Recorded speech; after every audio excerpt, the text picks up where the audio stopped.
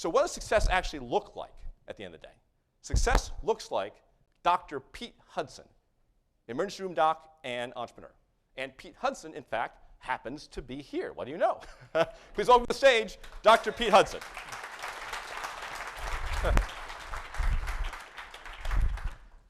Well, thank you, Todd, and thank you very much for having me here at this very exciting event today. Lots of energy in this room. And Todd asked me to come here to talk to you about the perspective as a entrepreneur from the private sector who's worked with open data from the government before. And it's been a really important part of our company, and so I want to tell you our creation story. So iTriage was created in 2009 by two crusty old ER docs who are unlikely entrepreneurs. The good-looking one up here is Wayne Guerra on the left, and the other guy has a little bit more gray hair now. And we started the company after practicing emergency medicine for about 20 years and taking care of about 50,000 patients. And what we noticed during that period of time was that people struggled with the core information surrounding their health care, that they didn't have the right information at the right time to make the right decision and an informed decision about what to do about their health care. And that led to huge problems. Increased costs, bad outcomes, and huge inefficiencies in the system. And one day we just decided we'd had enough, we had to do something about it. But we weren't really sure how to do it. Enter the smartphone. Should be. So enter the smartphone, a device that you can take with you anywhere you need to be. It can access data remotely. It has a beautiful interface. It's easy for people to use, and you can distribute technology wirelessly. We called it iTriage because we wanted people to be able to make decisions based on information and based on the taxonomy of healthcare. So we started to assemble data, and we put together clinical information. We connected that to provider directories and built a technology that allowed people to start to work through the pathways of clinical information, starting with a symptom, going to conditions, and all the way to the right providers, and then connecting directly with that provider. It was a very fun exercise in building a product, and so we launched it in the marketplace. We didn't know what would happen. You know, one of the reasons I'm here today, I think, is because it became wildly successful. Millions of people have downloaded it. In fact, we're up to about 7 million people right now. Every month, it's used about 3 million times to make healthcare decisions and to get the information, take informed action.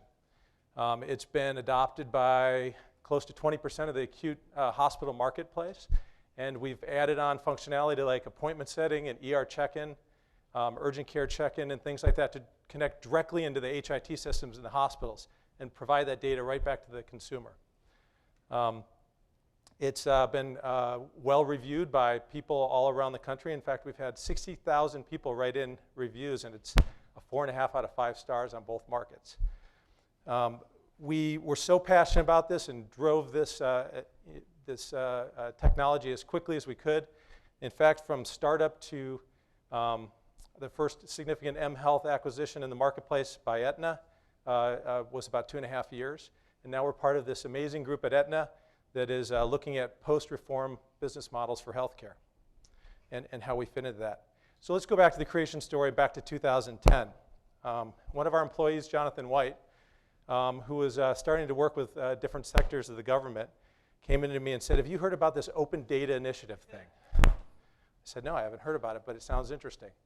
So we got connected with Todd and others here in the government, and we found out that there was great data, provider data that we needed. Federally qualified health centers, Medicare provider data sets, mental health and substance abuse data sets, and they were actually put together and opened up by great people in the government and made available to us. We participated in 2 different events and presented, and I'm happy to announce that there's been 125,000 people that have found federally qualified health centers since we started that, about 25,000 people that found mental health and substance abuse centers through our technology with this data. So actually really connecting people.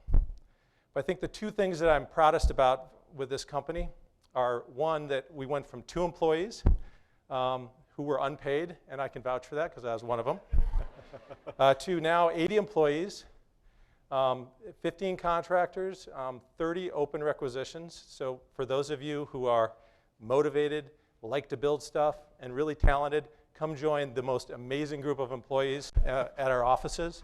I know they're watching right now, and they're absolutely fantastic. So that's one of the things I'm proudest of. The second thing that I'm proudest of is the number of stories we've gotten of people who have been empowered by this technology and have made better decisions. From a man who had jaw pain, didn't know what it could be, used our technology and connected to, oh, it could be a heart attack, I'm going to call 911. And it saved his life. To a story I just got the other day, a visually impaired woman with cerebral palsy who has multiple medical problems and is bedbound, who uses our technology to become more informed about her health conditions and medications, and now can actually have communication with her doctor about the different issues. Those are the things that matter. So that's our story. It's a story of American innovation that's trying to tackle a really big problem. So download iTriage. And it took us 20 years to take care of 50,000 patients and 3 to take care of 7 million. So that's how technology should scale and make things better. So thank you very much. Thank you so much, Pete. Rock on.